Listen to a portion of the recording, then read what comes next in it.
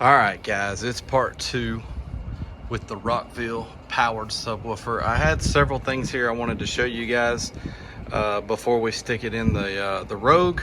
Just thought some of this stuff was pretty important and that some of you guys might want to see this. So I wanted to check the tuning on this, and it's right at 55 to 56 hertz on the IMSG here. 55 and 56 are real solid there at the dip.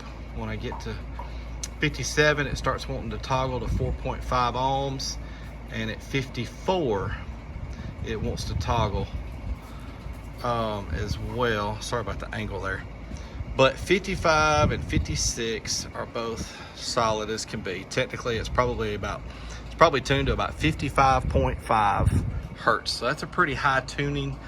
The other point I wanted to make is this little box area that they've got the amplifier in is completely airtight. I have played this subwoofer set up like it is. We'll talk about that in a second. And there is no air coming out of anywhere, even right here where they've got the wire. I've got the wire cut for now. I am going to solder that back, solder and heat shrink on this side and on the inside. But wanted you guys to know that in our testing in the vehicle, having this amp pulled out of the box is not going to be affected by the output, because this is a completely sealed portion. So I decided to do it this way because if I didn't take the amp out, I was going to have to run power wire, ground, RCAs, bass knob, and speaker wire out of the hatch through the seal of the door. And the reason why I say speaker wire is because I want to do this test with the AMM1 so that we can see the wattage output.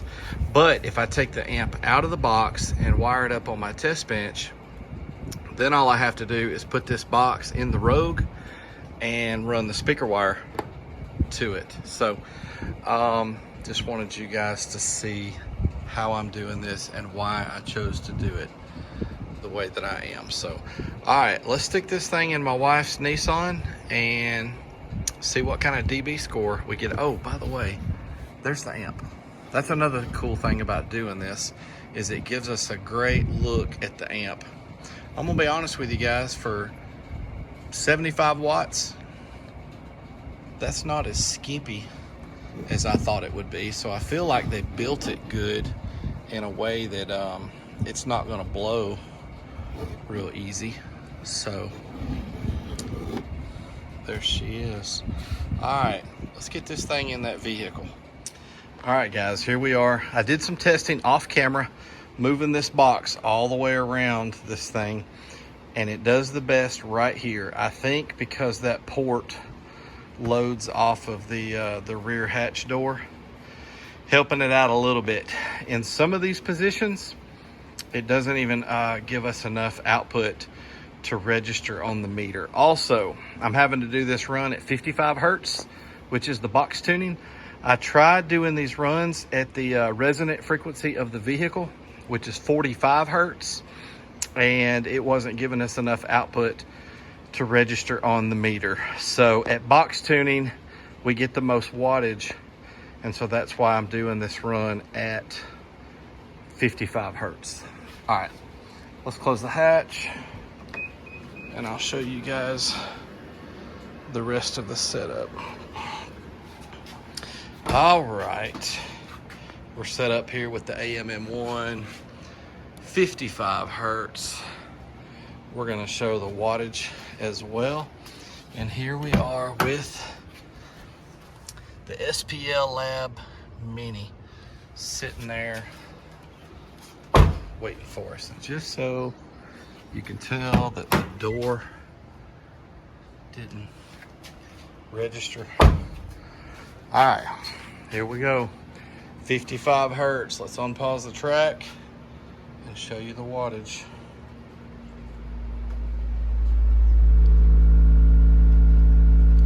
Watts at 5 ohms. Let's see what the score is. All right, guys, there you go. 122.2. This meter doesn't start until 120. So it is enough to register on the meter. All right, guys, thank you so much for watching. This has been a lot of fun doing this. Let me know if you would like for me to do the other kit that Rockville has, the 2/8 with the separate amplifier, or if there's another powered sub that you would like for me to try.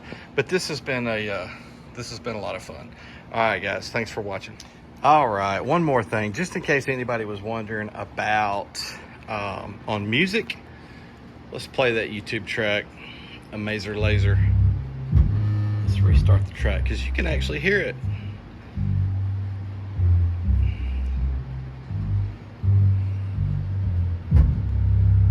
Let's start this over. I've got it turned up enough that you can see that it clips a little bit.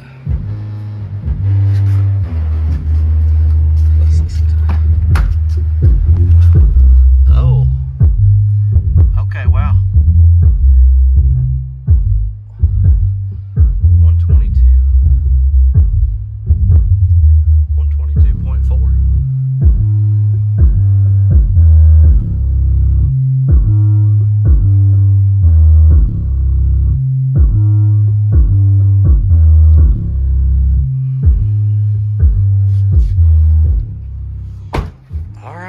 Wow, it actually don't sound too bad.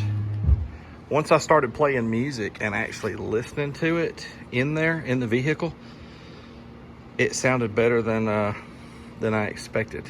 There's more output going on there than what I thought I would see. Okay, anyhow, guys, hey, thanks for watching. Please consider subscribing, and as always, we'll see you next time.